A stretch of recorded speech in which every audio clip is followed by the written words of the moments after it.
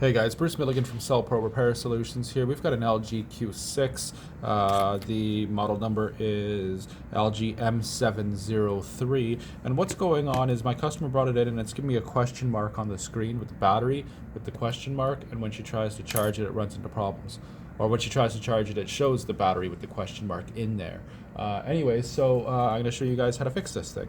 Alright, so please subscribe to my channel and thumbs up this video. It helps with the algorithm. And here we go. I am going to heat this item up first. I'm going to heat it the back at about 175 degrees.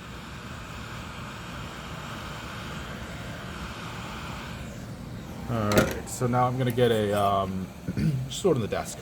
I'm going to get a razor blade in here. And you want to get the razor blade right in there. And then keep heating it up. You want to apply some pressure on it until the end pops up. Then you want to have your guitar picks at the ready. Get this guy into these cracks here. Whoops. Oh, there's one. And then you just kind of want to press it, flick it off, work your way around, and away you go. That had previously been removed, so it was quite a bit easier.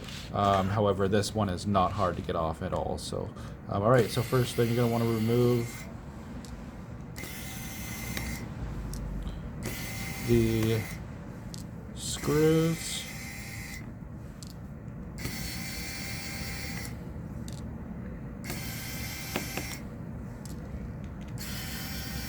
And the screws for this phone are all the same size, so you don't have to worry about it too much, actually, about keeping them in good order.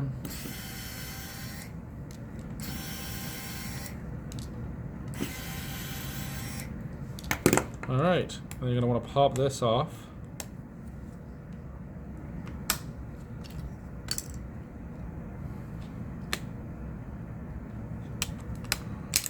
Alright, and what you're going to see is you're going to see probably or likely some corrosion in and around this area here. This is where the battery connects. And then you're just going to want to take a toothbrush and some isopropyl alcohol, or water will even do. Just make sure it's nice and clean if you are using water. And clean off the corrosion with a toothbrush.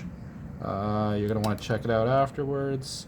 You're probably going to want to clean this off as well, because that's going to be corroded, and as well in and around this area and these connectors too.